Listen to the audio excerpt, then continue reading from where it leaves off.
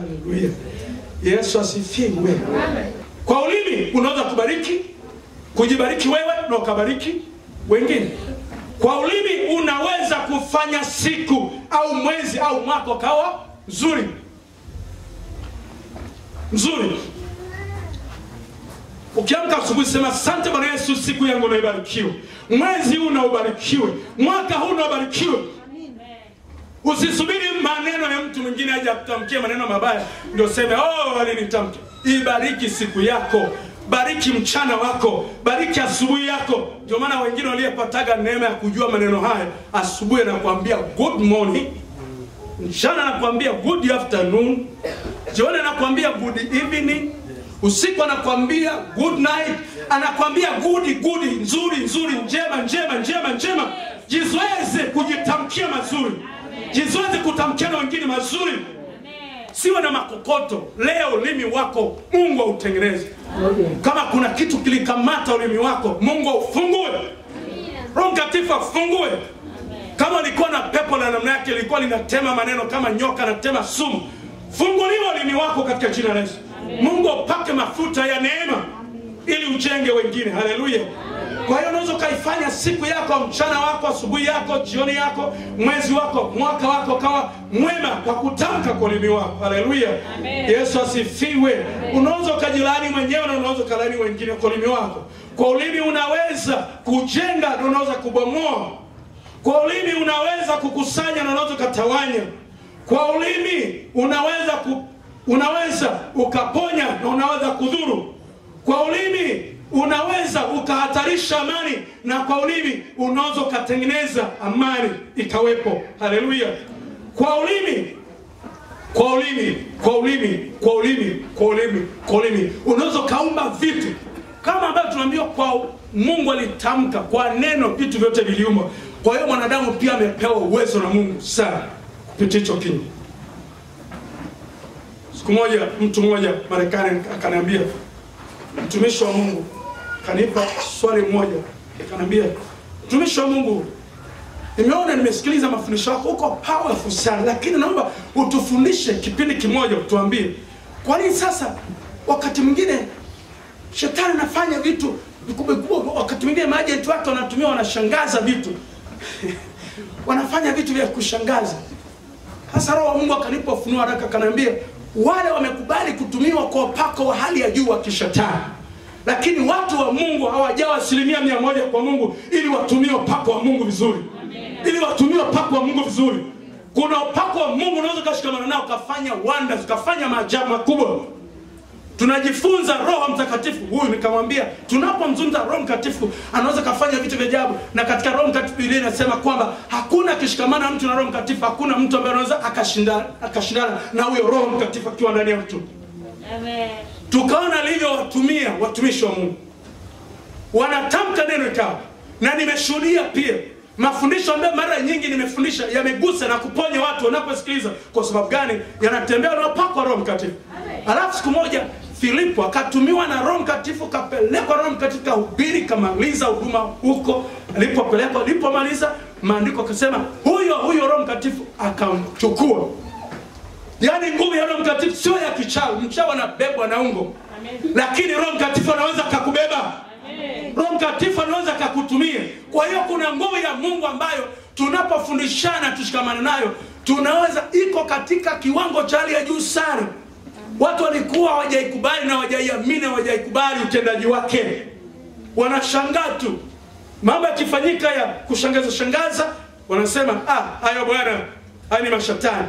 Sasa hivi watu wakifanikiwa tu, sema hapana, mafanikio hayo watu yaamini.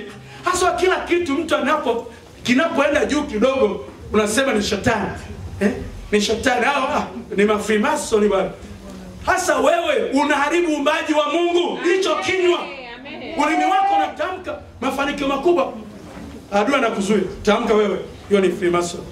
Alafu nadiamini jina la Yesu ambalo liko juu ya yote, ambaye Yesu amemnyang'anya shetani ufunguo, kamkanyaga, kampiga mateke, kamtemea mara, kaambiwa kwenda wewe. Likacho limezubaa shimoni huko, zurura dunia. Sasa wewe alafu unampromote. Yaani kanisa lifunguliwe kwenye hii roho. Amen. Unampromote, unasema Unajua mafanikio wanaona ni ya Freemason. Hasa huyo Mungu ambaye umesikia na ubiriwa kwamba mbingu na nchi na vyote vijazavyo ni mali ya Bwana na vitu vyote hivyo. Na akasema Mungu ndio anayeachilia, anayebariki yeyote, anayempa yeyote atakaye. Alafu wewe unakataa. Unasema mafanikio makubwa na ya Freemason. Ufunguliwe kwa hilo neno lilotamka. Amen. Unatafuta mafanikio makubwa ya Mungu wakati umejifunga kwamba shetani ndio anayefanikisha. Kwa hiyo shetani ataanza kukuhubiria ukitaka mafanikio makubwa na kuambia, wewe ukitaka kufanikiwa jiunge na Freemason. Si unajua unafanikiwa kwa juu ya Freemason. Yupo Mungu wetu anayefanikisha. Na ufungua mafanikio katika Mungu katika jina la Yesu Kristo. Na mambo yote ni Mungu. Mbingu na nchi na vyote vijazavyo viliumbwa kwa Mungu. Na neno la Mungu. Amen. Na hilo neno tunalo. Haleluya. Neno hilo tunalo. Tunalihubiri, linaokoa watu, linaponya watu. Amini nguvu ya Mungu inayoweza kufanya mambo yote. Usiamini nguvu ya Mungu katika kukiri Yesu ni Bwana tu. Usiamini nguvu ya Mungu katika kunena kwa lugha kwa Roho Mtakatifu tu. Amini nguvu ya Mungu inayotenda mambo yote. Amen. Na amesema ametupa akili ya kufanya mambo yote. Haleluya. Amen.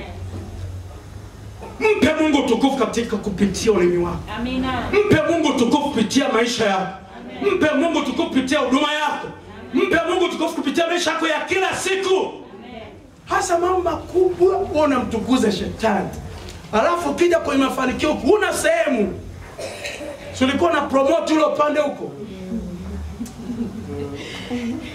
Una promote upande wa shetani, una promote upande wa Freemason. Alafu ukija kwenye baraka unaishia kunena kwa lugha. Aisha hapo kwa roho moja. Yesu ni Bwana, nimeokoka, ni mtakatifu. Fundishwa neno, uelewa kwa mapana. Amen. Na wengi pasipo kujua wamekamatwa na adui na wanafyekwa na wanakaangwa kutoka kwenye kikango kuanzia leo. Amen. Umekaanga vitumbua sana wewe huko umetoka kwenye hicho kikango. Ulimi wako umekaanga sana. Kaangwa sana na ulimi wako. Umekaangwa sana na ulimi wako. Maneno yako yawe machache, ndio yazidio yanatoka kwa mwovu. Yule mwovu. Pako ulionao ni upako namna gani? Upako wa maneno yako ni upako wa namna gani? Na kuuliza wewe mwanadamu unanisikia, upako ulionao ule hodari wa kuongea sana, upako huo ni wa nani? I need the answer today. Hallelujah. I listen. Upako ulionao ni wa nani? Ule upako uliyetamka maneno yasiyoisha ni wa nani? Ule upako uliyekamatana na kinywa chako na ulimi wako ni wa nani? Na kuuliza wewe mwanadamu, ule upako uliyekamatana na ulimi wako unaongea sana, umefarakanisha watu wanagombana, umeacha watu ule upako ulionao kwenye kinywa chako, kwenye mdomo wako, kwenye ulimi wako ni wa nani? Leo nataka nijibu, upako ulionao kwenye ulimi wako ni wa nani? Ni wa Roho Mtakatifu au ni wa pepo shetani laaniwa?